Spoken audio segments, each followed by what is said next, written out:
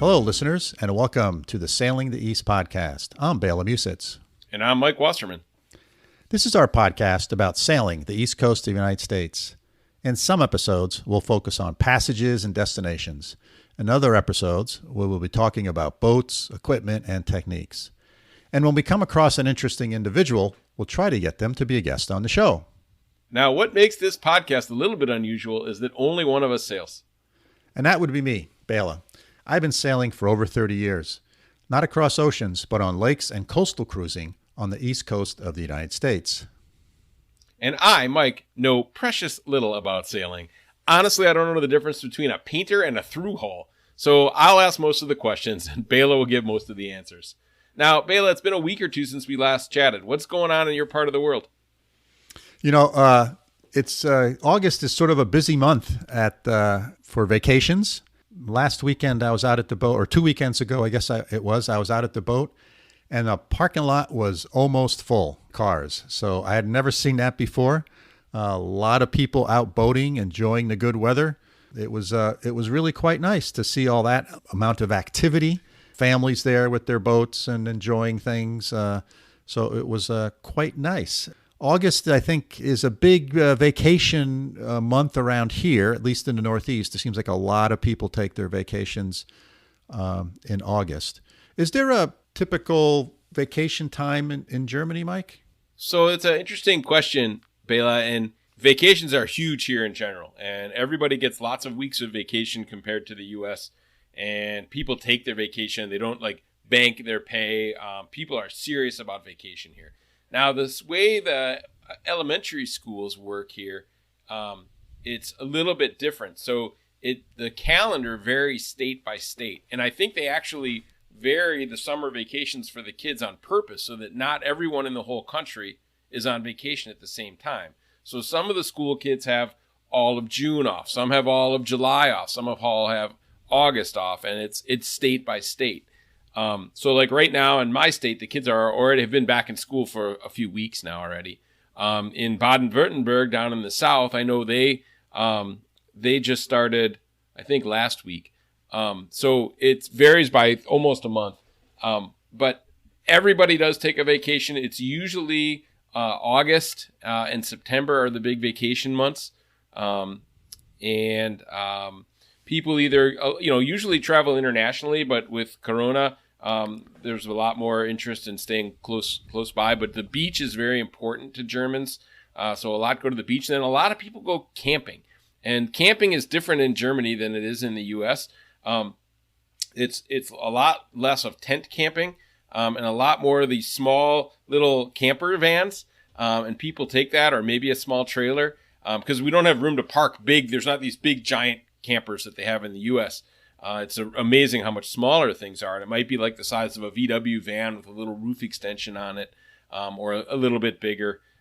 There's some European companies that make campers, but they're on average, I think, about half the size of an American one. And then they go to these campgrounds. You can't just kind of camp anywhere. They're very strict with where you can camp. So there's special campgrounds, usually private, and they pack these camper vans in at a density that Americans would find absolutely mind-boggling. And people like that. They go to the same place year after year, and they know their neighbors, and it's all very social. So it's kind of interesting. And these are usually near a lake or the sea or something like that, or a river, so there's some swimming or something there. They almost always have a little bar or restaurant. There's almost always a playground, a really neat playground for kids. So this is kind of this definition of camping is a little bit different, but really big. Now is right kind of the heart of vacation season, or toward the end here, and it'll go for another month, I think, and then people will be back to work. Yeah, that's a really interesting concept of sort of the elementary and schools, et cetera, sort of by region varying what times they're off, so that the tourist places don't get overloaded. Because here in the United States, August is the huge month. July's pretty big, but July and August, those 2 months. And I live in sort of a vacation area, tourist area, near Lake George in upstate New York. And July and August around here on a normal year is super busy. I mean, we don't go out to eat in July and August because the restaurants are packed. and there's a 45-minute wait. And, the rest of the year, everything's underutilized. And in July and August, everything is sort of stressed. And this notion of spreading stuff out just makes a heck of a lot of sense to me. Yeah. There's stereotypes about Germans being very organized and having systems, and they're mostly true. There's some exceptions, but they're mostly true. And the things are still packed here. The tourist areas are still packed, even with this kind of staggered school schedule. But I'm sure it makes it better. So tell me, what's going on with your boat? Oh, yeah. So I had another big project I did. I've had a couple of boats in my lifetime. And I'll tell you one thing that drives me crazy. It's when it rains outside and you have water that's dripping into the boat from some leaking thing on the boat, right? So the boats can leak two different ways. One is the hull can leak. And the hull's the part that's in the water. And of course, you don't want that to leak. That's a big problem. But most of the times where most leaks on a boat happen is in the deck or the top of the boat. And that's either can be caused by rain, which is the predominant cause, or if you're out in the ocean and you get big waves, that can cause leaks too.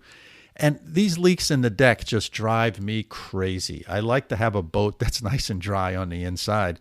And also, water can cause damage inside of a boat because there's a lot of wood inside of a boat. And if water continually drips into the boat, it collects, it can rot the wood, etc., which is not a good thing. And so every day I'm on the boat, I always check my bilge to make sure the bilge is nice and dry. Now, wait, I thought a bilge was a pump, Bela. What's the bilge itself? So a bilge pump is the thing that pumps the bilge water out of the bilge. The bilge on a boat hulls are typically designed, the shape of the hull is designed in such a way it has a low point on the inside. So any water that comes into the boat would naturally drain to this lowest portion of the hull based on its shape. And that's where you put the bilge pump. So if any water comes in, the bilge pump can pump it out. And usually is a very easy way to visually inspect or look at your bilge to see if it's dry or not, or if there's water collecting in the bilge. So the bilge is a place where any liquids that enter the boat will sort of aggregate or collect. And then a bilge pump is how you can pump them out. And on my boat, I actually have 3 bilge pumps. So there's a relatively small meaning I think it's 200 gallons per minute. No, it can't be right. It can't be 200 gallons per minute. 200 gallons per hour. It's got to be 200 gallons per hour. Yeah. 200 gallons per hour bilge pump. That's at the very, very bottom of the bilge. And that, I guess, it turns on automatically. There's a little switch there. And then a little higher up in the bilge, there's a bigger pump. That's 1,000 gallons per hour. It's a pretty good size pump. So if the small one gets overwhelmed, this bigger one turns on. And then there's yet a third one, which is a manual pump. With a big lever arm, I can pump manually to pump water out of the boat. Because the problem with sailboats is they sink. Because if they fill up with water, because they have a keel that's made out of cast iron or lead, if they fill up with water, they're sinking. It's not like, people get these little runabouts and stuff that have flotation built into them. And if they fill up with water, the boat still kind of floats. It won't sink down to the bottom of the body of water it's in. But sailboats if they fill up with water, they tend to sink. But Bela, if you're using that manual pump, you're in big trouble, right? Yes, I am. If anything other than the small bilge pump is turning on periodically, I'm in big trouble. Yeah. Absolutely right. And the water, this is the water that pumps out of the bilge. This is where you see the little holes right above the water line, either on the back or on the sides, right? And you see water coming out and going back into the water, right? This is the bilge pump working. That's correct. Yeah? That's correct. Yep. Okay, so that leads me to another question that may be stupid, but like on I understand wooden boats are a whole different thing, but on a modern kind of fiberglass boat, right? Why should decks leak? I mean, they're all made in one piece, aren't they? Or am I missing something? Yeah, no, you're right. So typically a boat is made in two major parts, two major halves, the top and the bottom, or the hull is sort of made in a mold, right? And it's one big piece of fiberglass typically. And the top, or the deck, is made in a different mold. And then they sort of glue the two halves together. And now you have basically the boat, except for all the stuff that goes on the inside. But soon as they make these nice one huge piece of fiberglass, whether it be the hull or the deck or the top, they start drilling holes in them, right? So in the hull, they probably drill, I think my boat has 7 through holes in it, as they're called. So these are holes that they drill in the hull below the water line. So for example, the engine needs water to cool it. So they have to drill a hole and they put a fitting there with a valve you can turn on and off that provides cooling water to the engine. I have a generator in a boat that needs cooling water. So that has a different through hull with a valve you can turn on and off. There are some sensors on the boat that measure how fast the boat is going, how deep the water is. Those sensors don't work through the fiberglass, so they have to drill a hole through the hull to mount the sensor.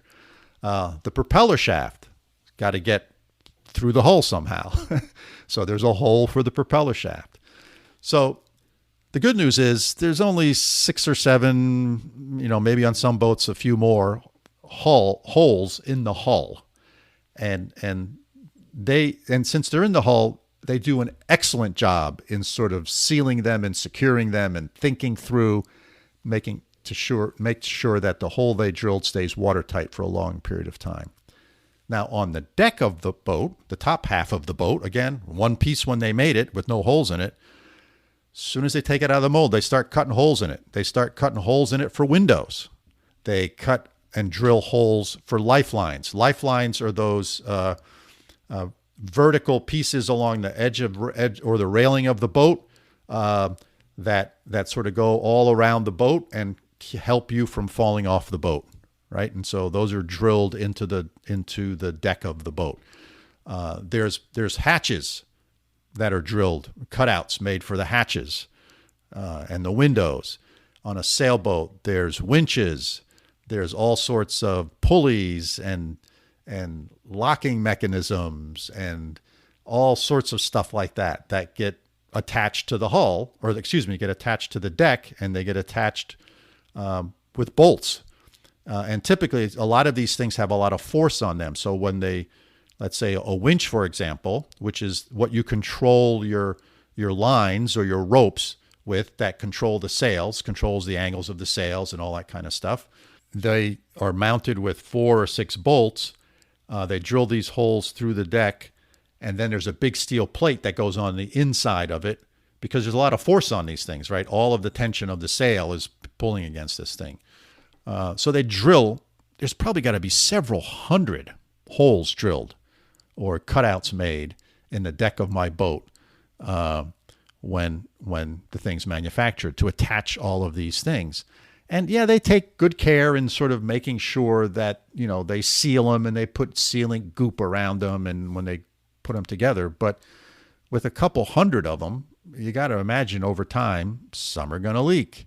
It's really kind of weird, right? You're making a boat, you want to make it watertight as possible. But the first thing you do is just start drilling holes into the damn thing. Isn't anybody working on some sort of 3D printing methodology, additive manufacturing, something like this, where they can mold in these points of attachment directly into the body and secure it and add the reinforcements that's needed for things like managing these intense loads? Yeah. It seems like there's a solution to that.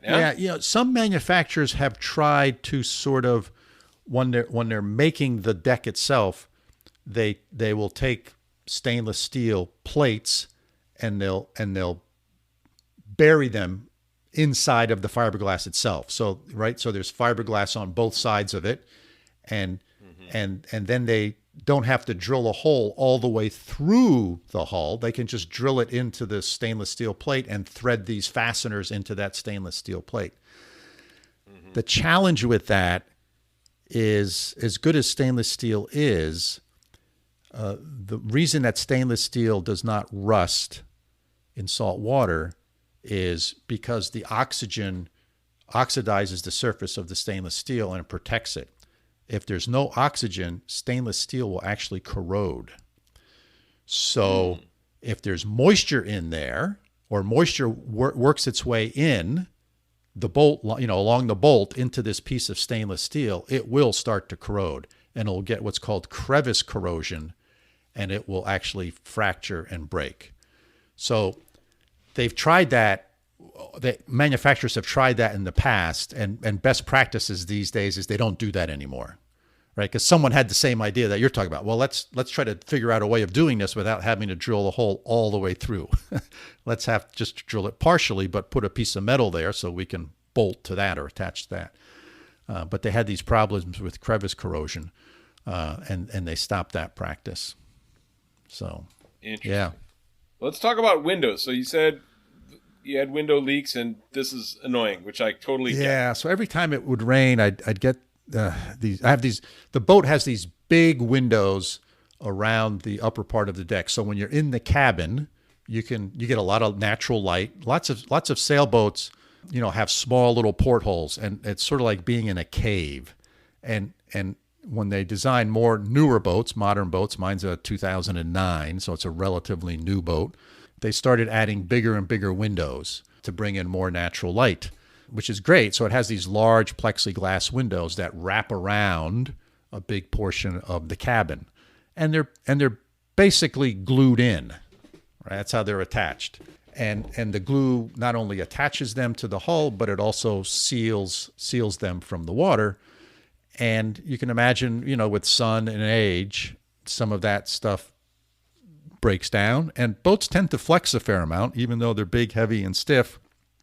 All the forces on them, they flex a bit, and so some of the seals have broken down. So when it would rain, I would get water dripping in along these windows at various different places inside the cabin, and it just sort of, bugs me. So I was out there for a few days to try to fix this, and the windows had come detached in a few places. So what I ended up doing was taking the windows out. I didn't take all of them out. 2 of them were still solidly glued in, and there's a total of 6 windows on the boat. This big, long wraparound windshield sort of that goes to the front of the boat and down both sides of the cabin. There's actually made up of 6 different pieces of plexiglass. 2 of them were solidly still glued in, so I left those. The 4 other ones, the glue had separated, and so I pulled those out, cleaned them up. You got to scrape all the old glue off. Kind of learned from, watching YouTube videos, is you use something called Dow 795, which is a super strong sort of sealant / glue. It was actually developed for the construction industry. All of the windows on these big skyscrapers that you see, it was very stylish for a while to build buildings with, all glass on the outside. Well, all that glass is fundamentally glued in with this Dow 795. So that's what people recommended, and that's what the original manufacturers used for gluing in these plexiglass windows. And I added something else that the manufacturer did not add, but it's something called made by 3M. It's VHB. That's V as in Victor, H as in Harry, B as in boy, and it's a double-sided, super strong sticky tape. Again, it's made for an industrial thing. It's not for home use. So what I did is I took these windows out, I cleaned them, I scraped off all of the old silicone glue, a sealant that was there. I put down a strip of this 3M VHB, and then I applied the sort of Dow 795, the sealant around there, and I stuck them back on. And this double-sided sticky tape develops full strength immediately. So it's like I got some on my fingers. I almost glued my 2 fingers together. I was like, oh my gosh, what am I going to do? So that kind of holds the windows in while this other sealant / glue, the Dow 795, dries and has a time to adhere, because it takes about a day for that stuff to sort of dry and come to full strength. So then I still had to sort of seal the edges, and get a nice sort of like, it's sort of like when resealing your bathtub or your shower at home, right? You get out your tube of white silicone and you try to get a nice edge. What I found there was I bought a silicone caulk finishing tool. So they sell these tools that you can use that'll give you a nice shaped bead, because when you squeeze it out of the tube, I can't get that to come out super even and super nice. But what you do is you put down some painter's tape along the edges to give you a nice clean edge. Then you squirt the stuff in along kind of the edge between the window and the hull. And then you take this shaping tool and you sort of scrape it down, and it gives you a nice kind of bead around, and pull the tape off, the painter's tape off, and it comes out looking really nice. So that took me about 8 hours to do. It was over 2 days, because again it was hot, and I couldn't let myself work in the hot sun for 8 hours. All in one day. That's a big job. Yeah, it was a big job. How did it turn out? Are you happy? Yeah, it was a big job. So I'm very happy, because in our previous episode, we talked about Hurricane Henri, and after going through the hurricane, the boat was dry inside. So about a week after I did that job, if you remember, I was out there to do the windows. I finished up on a Wednesday. I drove home. And I left Friday morning, the following Friday, to come back out and do the hurricane prep. So immediately, less than a week later, the windows got tested in Hurricane Henri, and the boat was nice and dry. So yeah, it seemed to have worked out really well. But yeah, that was a big project, one that I knew I had to do. I had been contemplating it. I got it done, and I'm quite pleased with how it turned out. Well, and it's great you didn't put that off until after the hurricane, right? You would have had a much bigger mess to clean up, I would imagine. Yeah? Yes, that's right. That's right. So we can title this episode, "A Stitch in Time Saves None," right? Yeah, I guess so. Yeah. I like it. Very good. Well, let's wrap it up, I think. Yeah, what do you think? Yeah, I think so. Fascinating. So nice snapshot into kind of some of the challenges of maintaining a boat as a, and it's not a super old boat, but these windows come loose, and you have to maintain them to keep the inside of your boat dry. Totally fascinating story, Bela. Thanks. Listeners, thanks for joining us for another episode. We hope you found this conversation interesting and thought-provoking as well. If you have questions or opinions about what we've discussed today, as always, feel free to get in touch with us. Our email is sailingtheeast, that's all one word, @gmail.com. Hey, and if you enjoyed the podcast, hit that follow button on your favorite podcasting application. And, hope to see you out there sailing somewhere on Narragansett Bay or Long Island Sound this summer, or what's left of the summer. It's fast approaching the end of the sailing season. So until next time, signing off from upstate New York. See you soon. Sounds great, Bela. May your cabin stay dry. That's it from over here in Münster, Germany. See you next time.